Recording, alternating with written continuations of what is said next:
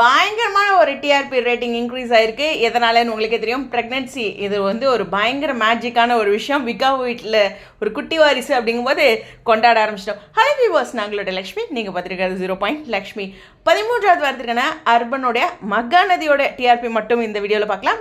மற்ற இதெல்லாமே நான் 0% பேசுகிறேன். ஸோ ரொம்ப பியூட்டிஃபுல்லான விஷயம் என்னென்னா 5.5 சும்மா ஓங்கி அடித்தா 1.5 டைம் வெயிட் அப்படிங்கிற மாதிரி ஒரு ரவுண்டாக ஒரு 5.5 அப்படின்னு எடுத்துறாங்க.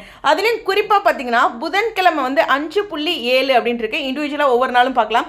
திங்கட்கிழமை 5.5, செவ்வாய்க்கிழமை 5.6, புதன்கிழமை 5.7, வியாழன் 5.3, வெள்ளி 5.3. ஸோ லாஸ்ட் 2 days ஒரு ஏதோ ஒரு எதிர்பார்ப்பு வந்து கொஞ்சம் குறைஞ்சிருக்காங்க.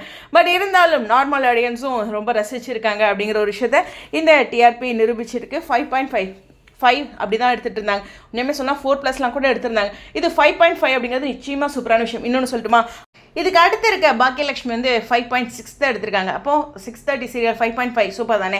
அதே மாதிரியே இதுக்கு பின்னாடி இருக்க சீரியல் 2.7 நீனான் காதல், அவங்களோட கம்பேர் பண்ணும்போது கிட்டத்தட்ட டபுள் மடங்கு பக்கத்தில் வராங்க இல்லையா. ஸோ அதுவும் சந்தோஷமான விஷயம். ஸோ கண்டிப்பாக இது வந்து ஹெமன் ஃபேன்ஸ்க்கு, குறிப்பாக விகா ஃபேன்ஸ்க்கு ஒரு சந்தோஷம் தரும். வரும் வாரங்களில் அவங்க கொடுக்குற ட்விஸ்ட்டு, இந்த ப்ரெக்னென்சி ரொம்ப நாள் டிலே பண்ணிகிட்டு இருக்காங்க, இல்லை எங்கேயோ வண்டி போயிட்டுருக்கு அப்படின்னா கொஞ்சம் மாறுபடலாம், அது சொல்ல முடியாது. பட் இப்போ இருக்க சந்தோஷத்தை அனுபவிக்கலாம். ஒருவேளை இந்த 5.5 இன்னும் மெயின்டைனாக இன்னும் அதிகமாக கூட ஆகலாம். என்ன வேணாலும் நடக்கலாம் சொல்கிறாங்க. ஒவ்வொருத்தரும் ஒவ்வொரு விமர்சனம். ஆனால் இங்கே டிஆர்பி அப்படிங்கிற ஒரு விஷயம் இருக்கு இல்லையா, அதில் அவங்க அதிகமாக செலுத்திட்டு இருக்காங்க வர நாட்களில் அப்படிங்கிறதான். இன்னும் வரும் நாட்களையும் உங்களுடைய கருத்து ஸ்டேடியம். அஃப்கோர்ஸ் ப்ரமோ நான் இப்போ தான் பார்த்தேன். ப்ரமோ பற்றி பேசினேன். நான் அதில் முக்கியமான ஒரு பாயிண்ட் பேசணும், அதுவும் அடுத்த வீடியோவில் பேசலாம். ஸ்டேடியம்.